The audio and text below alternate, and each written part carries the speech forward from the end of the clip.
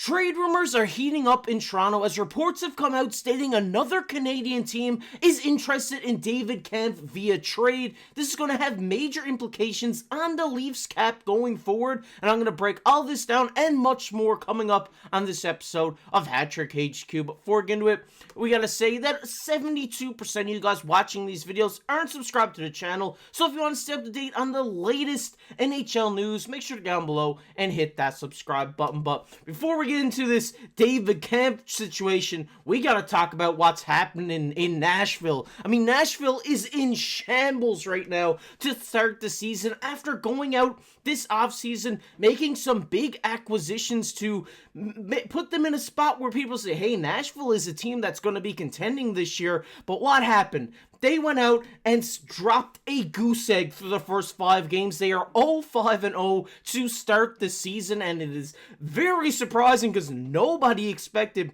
this Nashville team with the roster they have to, have such a low record throughout the beginning of the season. But a big part of that is the goaltending. Juuse Saros, a guy who has been looked at as one of the best goaltenders in the NHL right now, is playing a little bit underwhelming. I mean, if we look at his stats here, an .875 save percentage through the first 5 games of the season, first 4 starts of his 24-25 campaign, allowing 14 goals against for Juuse Saros. I mean, that is just absolute craziness, because nobody suspected when this season started for Juuse Saros to not be in top form like we're used to seeing from him in Nashville. But now it just seems like something happened over this offseason that this team maybe lacks the confidence that they once had. I mean, after adding Steven Stamkos and many other great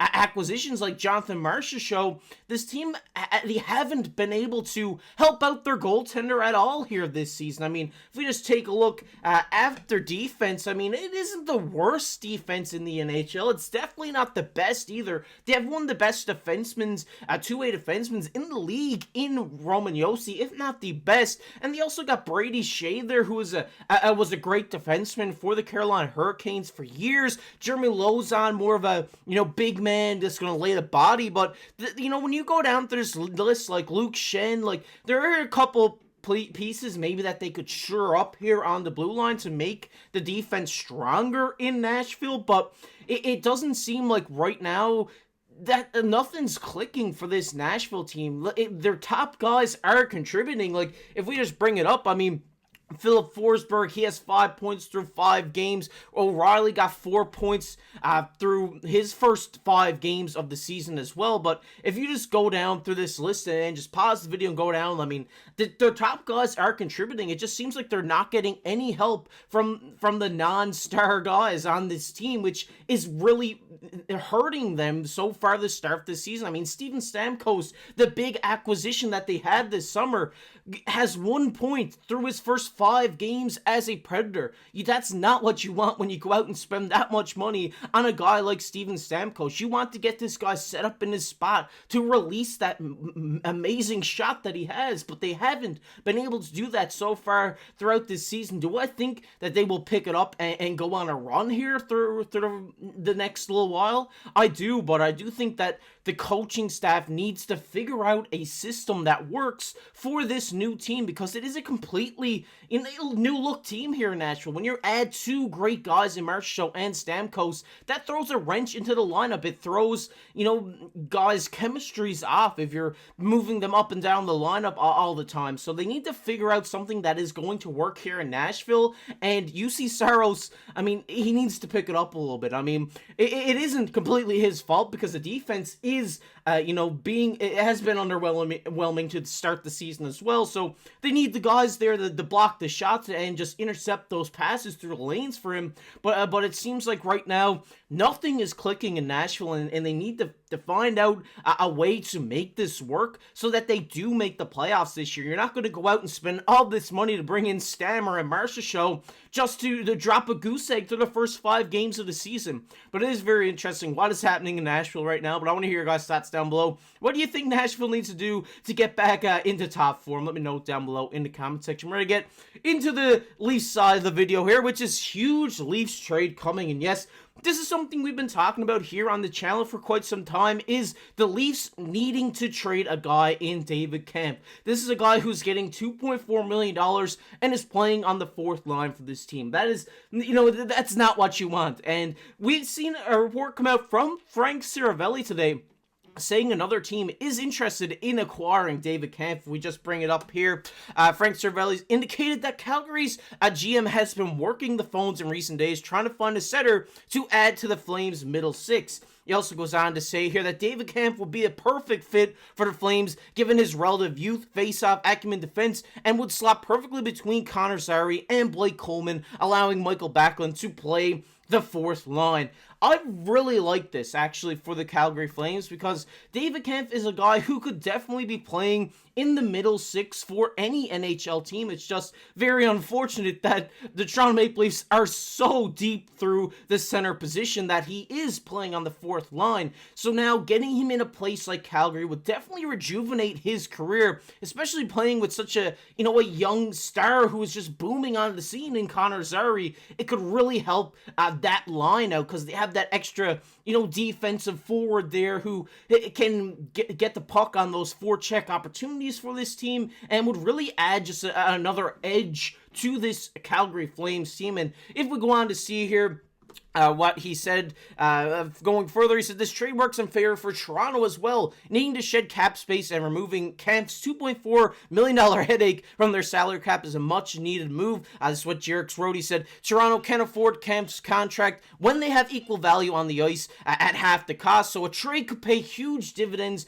in the future. And this is something that we've been preaching here for quite some time on this channel, is that David Kampf's contract is a big hindrance for this Toronto Maple Leafs team right now, because if they want to go out and bring in a guy at the deadline that's going to help them going forward into the playoffs, they can't, because they have so much, cap right now. They're barely squeezing under it right now. So if they get rid of Kampf and get rid of that $2.4 million, that's easily another player you can go out, trade a few picks at the deadline to bring in for that playoff run that Toronto Maple Leafs fans have been looking forward to. But in recent years, obviously, it's been first, second round exits. So hopefully they can get that, deciding factor at the deadline that will help this team in the final push of the season and into the playoffs. So you also go on to see here that perhaps a package for Kampf and a lower pick or a lower mid-end prospect or a few draft picks would be a great way to recoup assets while dropping Kampf's contract. This is the way I think it will go as well. I think you're not going to get something super crazy from Calgary in return here for a guy like David Kampf, because you are taking on a $2.4 million contract for a 4th line guy in Toronto's system. So you are going to have you're going to have to take less than what you would anticipate here. I would suspect a mid-round pick would be the price for David Kampf. You get a 4th, their 4th probably round pick, maybe even lower for this guy. It just takes the full contract hit off of Toronto's books, and Calgary gets a guy who they can put in their middle 6 that they will trust to play with a young guy like Zary and a veteran like Coleman. I think this will be the perfect trade for Calgary. They just need that extra center who is going to help out play the defensive side of the puck for them and just contribute a lot throughout this middle 6. And for Toronto, like I said, they get that money back. They're able to go spend it at the deadline for that long playoff push. But I want to hear your guys' thoughts down below in the comment section. What do you think? Do you think this is the perfect scenario for Toronto? Do you like this trade? Let me know down below in the comment section. We're going to get into everybody's favorite topic here, which is comment of the day. And the comment of the day today goes to Jimmy. Jimmy says Lane Hutson is a great prospect. He reminds me of Thomas Caberlet emerged in the Leafs. He said, although Caberlet came out of nowhere. Yeah, he did come out of nowhere. Lane Hutson's kind of been on the radar now for a little bit. But I did like this comparison. I appreciate the comment, Jimmy. I'm a big Lane Hutson guy. I think this guy's going to be the next PK Subban for the Montreal Canadiens. But hey, shout out to you bringing up Thomas Caberlet. That's a name I haven't heard in a while. But what a good defenseman he was as well. But appreciate the comment. You guys want to be featured in the next comment content today, make sure to go down below and leave a comment on anything we talked about on this video. If you enjoyed this one, make sure to go down below, hit that like button, and hit that subscribe button. We're on the road for 5,000 subscribers here on the channel, so if you're not subscribed already, make sure to go down below and hit that subscribe button. And if you want to check out a video we did the other day talking about Max Pacioretty and Lane Hutson, it'll be popping up on your screen right now. But as always, I've been your host, KC. Keep your stick on the ice.